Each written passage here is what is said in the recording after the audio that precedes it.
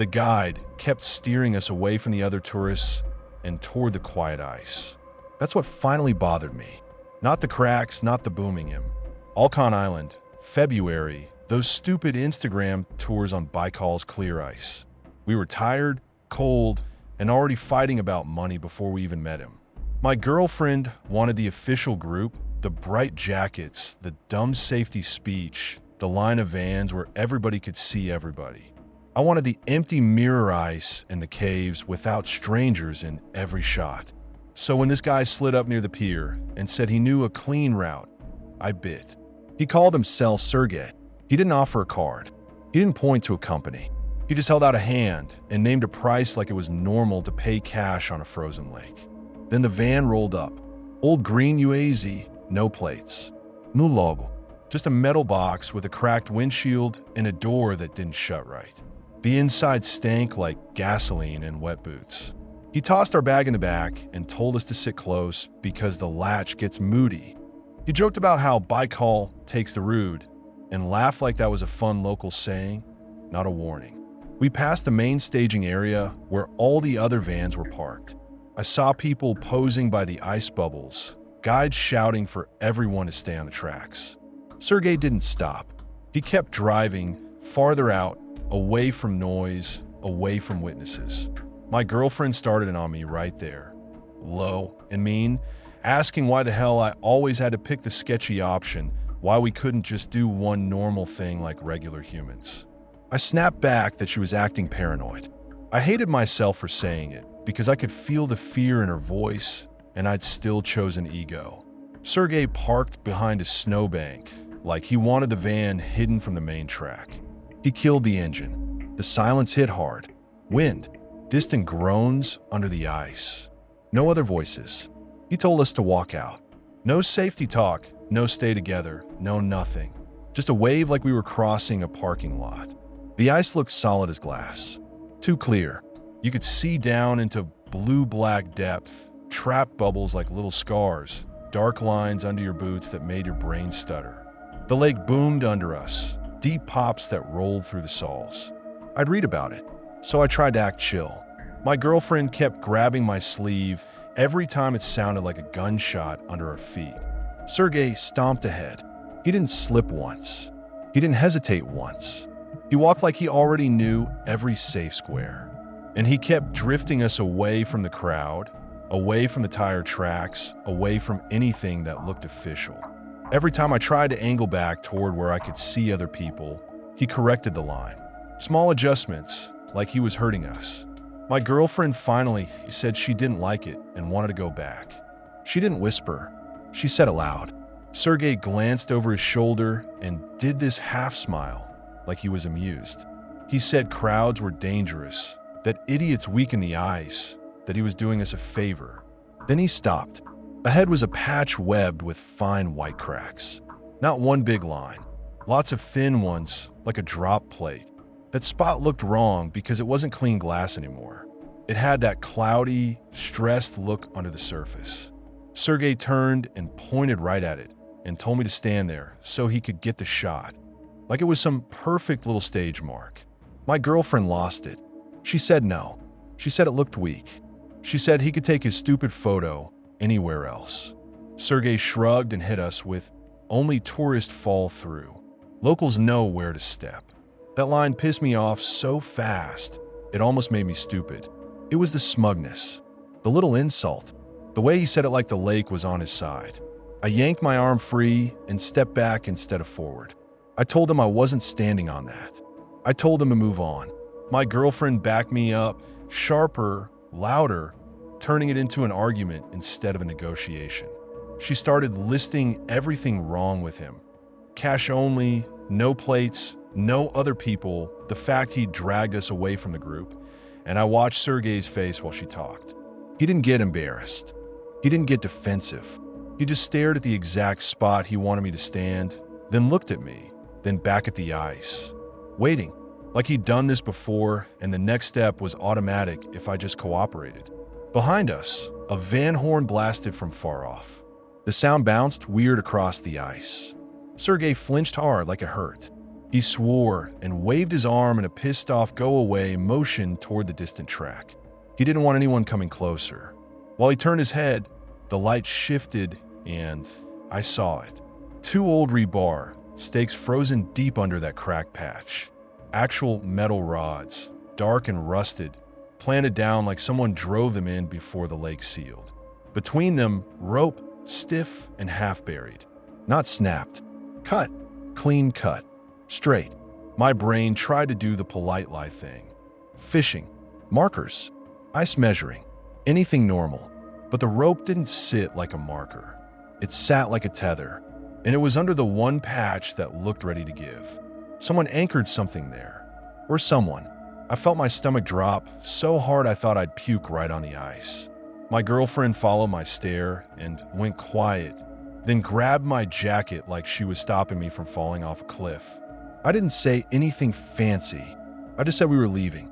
Now, Sergei snapped back into motion and started closing the distance. His calm broke. He moved fast, shoulders up, eyes tight. He tried to laugh it off, tried to talk over us, but his voice had edge now. We walked back toward the van with quick steps, not running, keeping our balance, and I could feel him behind us like a shadow trying to get in front. At the UAZ, he got there first and planted himself in the doorway. He demanded full payment, not a deposit, not for gas. Full. He said we wasted his time. He said tourists like us come here, disrespect the lake, then cry when it scares them. My girlfriend reached for her phone, and he snapped at her to put it away. He didn't touch her, but he leaned in close enough to bully. I shoved my shoulder toward the door, and he resisted just enough to make it clear he could keep us out if he wanted. My girlfriend started yelling at me too, right there, because she thought I was gonna fold and pay. She called me a fucking idiot. She said I dragged her out here to die for a photo. That stung because it was true enough to hurt. I told her to stop, told her to get behind me, told her I had it, but my voice sounded thin. Sergei watched us argue like it entertained him, like conflict was part of the process. So I went for the only leverage I had. I said we'd call the police and mention his private trap.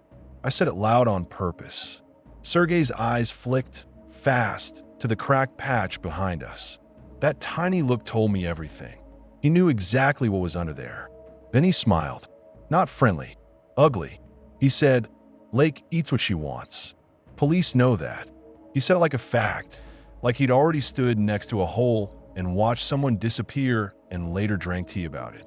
Another horn sounded, closer this time, and we saw a different van crest the snowbank, tourists filming like idiots. Sergei's whole mood shifted. He didn't want witnesses more than he wanted our money. He stepped aside like he'd never blocked the door. We climbed in fast, hands shaking, and I slammed the door and held the handle because I didn't trust the latch. He drove like he was trying to erase the last 10 minutes. No jokes now, just muttering, checking mirrors, taking a line that kept us away from that cracked patch. He dumped us back near the busy area and peeled off before we were even fully out. My girlfriend cried hard once his taillights shrank. Not pretty crying, angry, humiliated, terrified crying. She kept saying we had to tell someone. I kept saying we had no proof, which was the weakest shit I've ever said out loud. We fought all the way back to the village, her calling me stubborn, me calling her dramatic, both of us knowing we were just trying to keep the panic from swallowing us.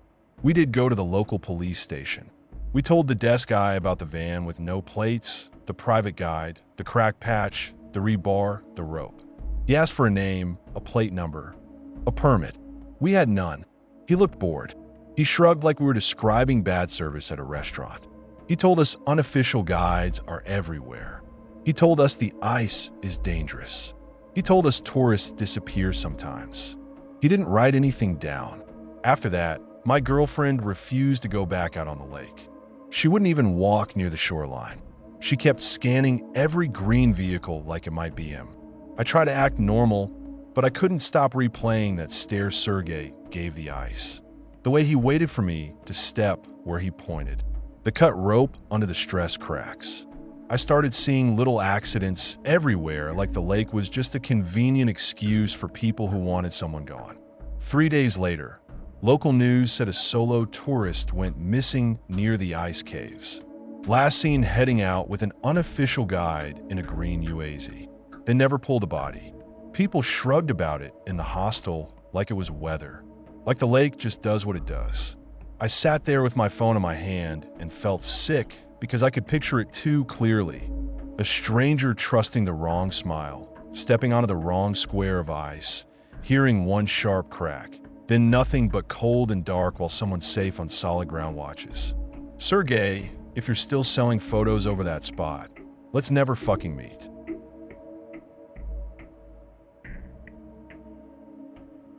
The ice started singing right when my uncle tried to hit me. That's the only reason I'm not on the bottom with everything else Baikal keeps. Early spring, the kind where the day tricks you and the night punishes you. The village road was slick, and my uncle was already loud from vodka, puffing his chest because his buddy from Moscow was visiting. He kept calling him brother like 1 week of drinking turned strangers into family. The guy had clean boots and that smug city grin, filming everything like we were a documentary. My uncle wouldn't shut up about the lake.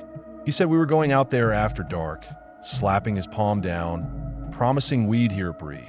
My aunt told him to stop. I told him to stop harder. He looked at me like I'd spit in his drink. The Moscow guy laughed and said something about local myths. I snapped and told him to shut the fuck up. The room went quiet for 1 second, then my uncle got up so fast his chair kicked back. He didn't hit me there. He grabbed my jacket and shoved it into my chest. "Put it on," he said. I said no. He stepped closer, beer and vodka breath burning my face, and said if I stayed home, he'd teach me respect in the morning anyway. My aunt tried to wedge herself between us. He brushed her off. The Moscow guy kept it calm and said we should just go. That would be fun, like fun was the point. So I went. Not because I wanted to, because I didn't want him turning that anger on my aunt later, in the kitchen with the doors shut. We cut across the shore with 1 flashlight and 2 phones. The ice started a few steps out, mostly solid, but the edges were already wet and soft. Every few minutes the lake made those low cracks that feel like they happen inside your ribs. My uncle stomped on purpose, grinning when it boomed, saying the lake was talking.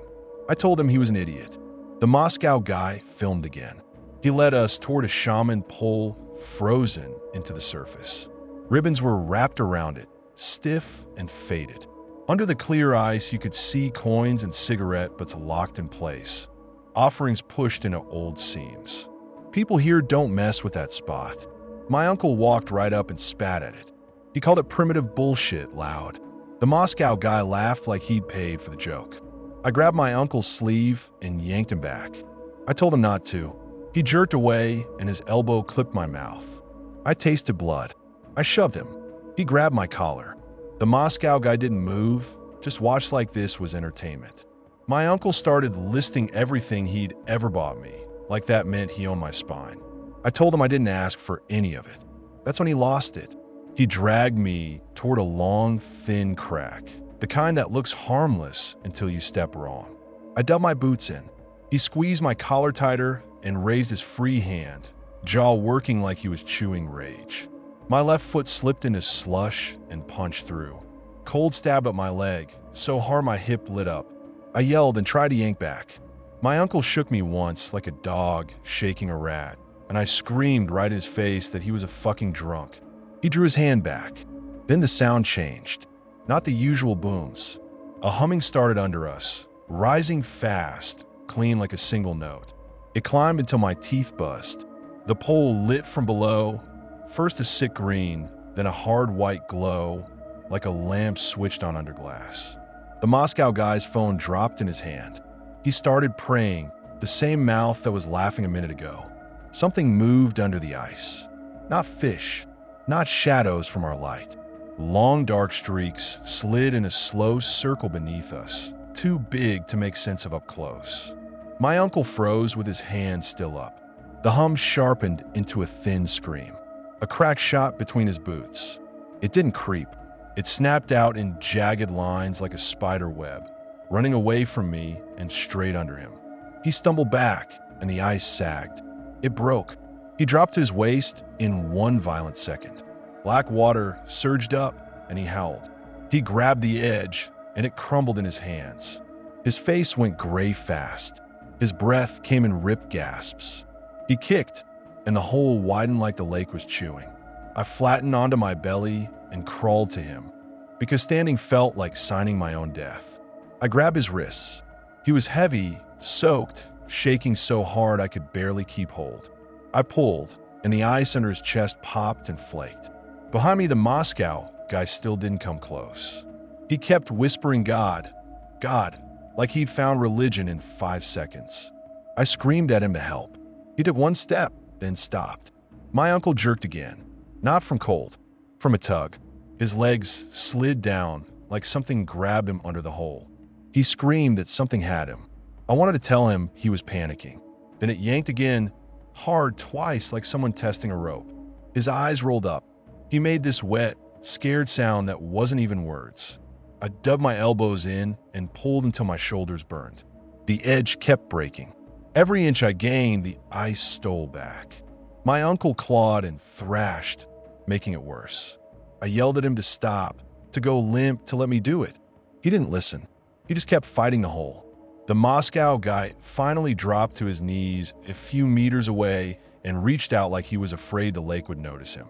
He kept praying, not helping, just praying. I spotted a thicker patch beside the pole, clearer ice with fewer lines. I slid sideways, still holding my uncle, and hooked my forearm over that solid chunk. I used my whole body like a lever and hauled. My uncle's hips bumped the edge. The ice groaned, and for a second I thought it would take both of us. Then he slid out, belly first, coughing and vomiting onto the ice. I grabbed his belt and dragged until his legs cleared. The hole widened once more behind him, then settled. The hum dropped down like someone turning the dial back. His pants rode up, and I saw his calves. The skin wasn't just pale. Deep purple rings circled both ankles. Round marks, too even like suction cups or fingers that didn't belong to a person. He stared at them and started crying like a kid, not even trying to hide it. On the shore, my uncle tried to act tough again. He shoved my hand away and barked that I'd pushed him, that this was my fault, that I'd cursed him with my mouth. He was shaking so hard the words came out in pieces. The Moscow guy just stared at the hole behind us, lips moving like he was still praying. Then he suddenly gagged and puked into the snow. After that, he stopped looking like a tourist. He looked like a man who realized the world doesn't care where he's from. We half carried my uncle up the bank. He kept slipping, boots scraping, and every time his pant leg brushed his ankle, he hissed like it burned. I told him to sit, to stop fighting us. He grabbed my sleeve, eyes wild, and hissed that if I told anyone he'd break my jaw. I pulled away and told him to try it. My aunt met us at the door and saw the Moscow guy behind us, empty-handed, no jokes now, and she understood everything without a single word. At home, my aunt saw his clothes and the color of his face and didn't ask anything. She boiled water, tore blankets off the bed, shoved a cup against his lips. When she saw the marks, she went quiet, then angry. She slapped his shoulder and called him every name she'd been saving for years. He couldn't even answer. He just shook and cried and tried to hide his legs. In the morning, she hauled us to an old woman at the edge of the village, the kind people pretend they don't visit. The old woman opened the door like she'd been expecting us. She sat my uncle down, burned herbs in a metal bowl, and waved smoke over his ankles. She muttered under her breath and tapped each purple ring like she was counting. I said the lake's name once, just trying to explain. The old woman snapped her head up and shut me down with a look, then pointed at the floor like names sink and spread. My aunt nodded like she'd been punched. The Moscow guy didn't stay long after that. By afternoon, he was begging for a ride to Irkutsk, saying he had a flight change, eyes darting like the lake was in every window. My uncle lay on the couch with his legs propped up, sweating under blankets, snapping at anyone who came near. Every time the floor creaked, he flinched, like he expected another tug from under him.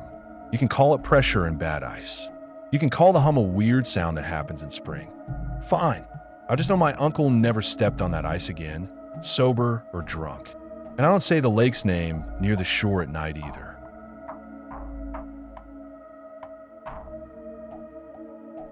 I realized the captain didn't care if we came back when he never once checked the life jackets.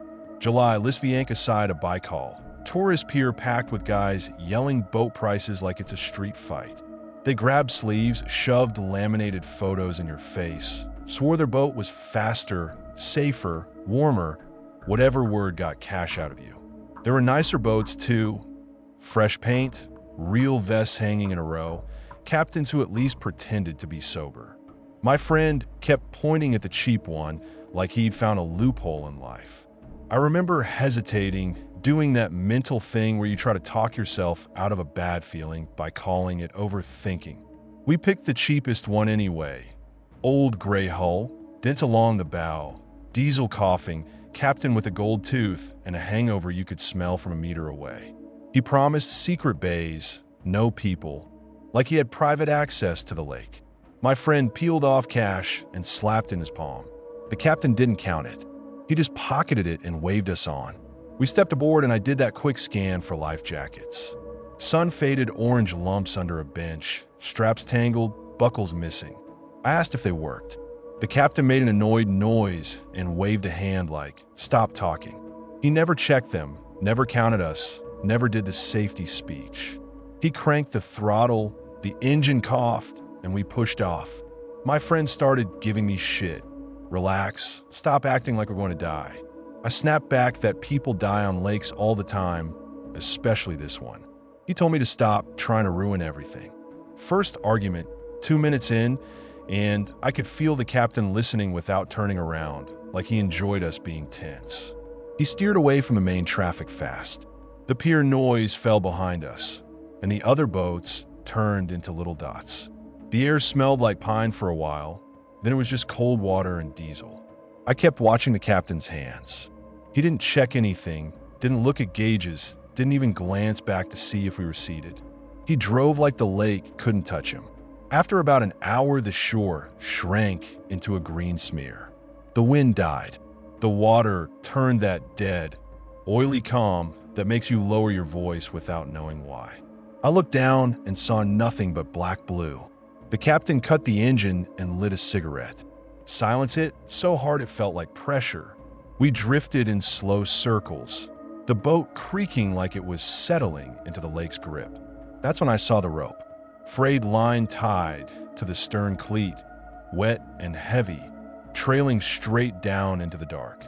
It wasn't anchor thick, too thin, wrong angle, like it was attached to something behind us, not under us. The boat kept yawning like a dog on a leash.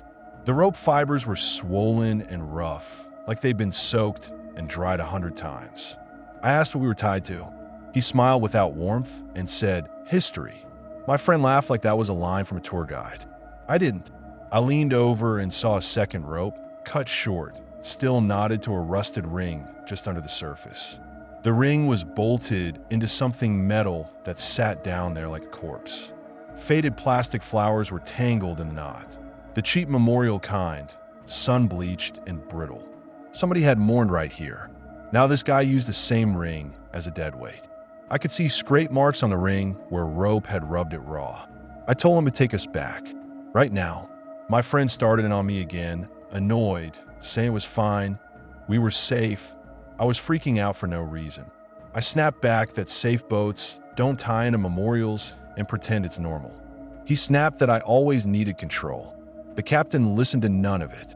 He said Baikal was calm. Fuel was expensive. We'd fish first. Then he tossed bait exactly where that rope vanished, like he was chumming over a grave on purpose. I stood up to argue again, and the boat rocked. The captain shoved my shoulder down hard enough, I hit the bench. No words, just a shove and a stare.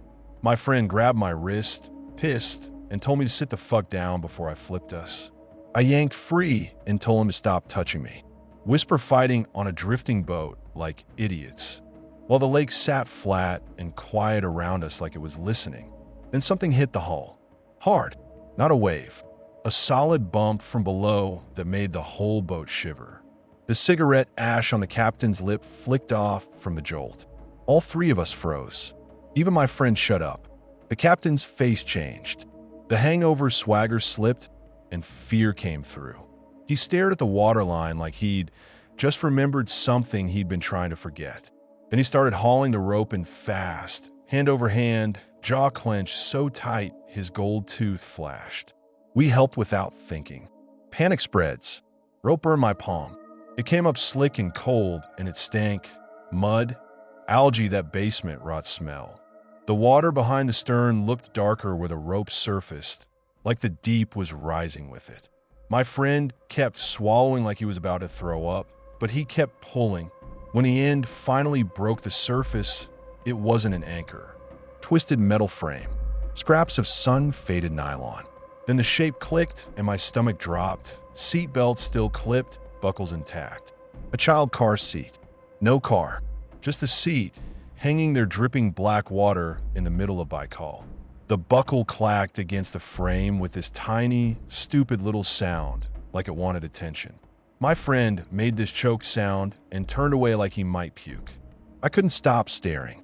One strap had a faint pink cartoon print, almost bleached white. The padding looked wrong, stained in that gray-green way nothing clean ever gets. I saw a tiny piece of cracked plastic wedged in the fabric, like part of a toy or a cup holder, and my brain went, a kid sat there, and I hated myself for thinking it. My brain started doing math I didn't want. Roads near the lake, tourists driving, winter ice, summer storms, families that never get answers. My hands went numb on the rope, and for a second, I thought about that life jacket pile under the bench and how useless it would be if the boat stalled out here. The captain swore in Russian, loud and sharp, like he was cursing the lake itself. He fumbled for a knife, almost dropped it, then sawed through the rope like he was cutting off a dead limb. The rope snapped free and the seat dropped, splashed once, and sank fast like the lake wanted it back. The plastic flowers bobbed and spun on the surface for a second, then settled. He slammed the throttle forward. The stern dug a trench and sprayed wake. We took off, so hard my knees at the bench. He drove like he was being chased, eyes locked ahead, cigarette shaking between two fingers. On the way back, the wind picked up and the spray went cold on our faces. My friend kept wiping his hands on his shorts like he could scrub the rope feel off his skin. He tried to talk himself out of it. Maybe someone dumped junk, maybe it floated, maybe it wasn't what we thought. He sounded angry because he needed it to be a story you can laugh about later. I told him to shut the fuck up. He snapped that I didn't get to talk to him like that. I snapped back that he didn't get to pretend it was nothing, not after the captain cut the rope like it was poison. The captain stayed silent. If he'd joked, I could have blamed my own head. Instead, he held that stiff posture of a man, trying not to look behind him. Every time the hull slapped a ripple, he flinched. He smoked one cigarette down to the filter, then lit another with hands that wouldn't stop trembling. Back at the pier, the noise felt fake. Kids running, vendors selling smoked fish, tourists taking selfies like the lake was harmless. The captain bumped the boards, tossed a rope to some random guy, and waved us off without looking at us. No tip hint, no gudvie, like he wanted distance. I watched him kick the frayed line back into the boat and cover it with a tarp like you hide stain. I stepped in close anyway and asked what the fuck we just pulled up, why he was tied to a memorial ring, how many times he'd done that. He stared past me at the water and said nothing. Not a single word. He just lit another cigarette with shaking fingers and watched the lake like it was going to crawl onto the pier. We walked back toward town and my friend kept telling me to drop it. Don't make a scene, don't be that tourist. I called him a coward. He called me dramatic. We argued all the way to the hostel, quiet but nasty, and by the time we got inside, we weren't even mad at each other anymore. We were mad at the feeling. That night, I sat on the bed and searched Russian missing person boards until my eyes hurt. Post after post. Last seen near the shore road. Car never recovered. Divers search unsuccessful. Then the same clean line, over and over, like paperwork. Vehicle presumed to have entered Baikal. Presumed. Like the lake is an eraser and you just shrug. I thought about the captain, how he knew exactly where to stop, how he cut the engine like it was routine, how he tossed bait right over the ring without even looking. I don't know if he drags that wreckage on purpose or if he just keeps hooking what Baikal won't spit out. I don't know, I won't step on a small boat out there again unless I see where every rope leads.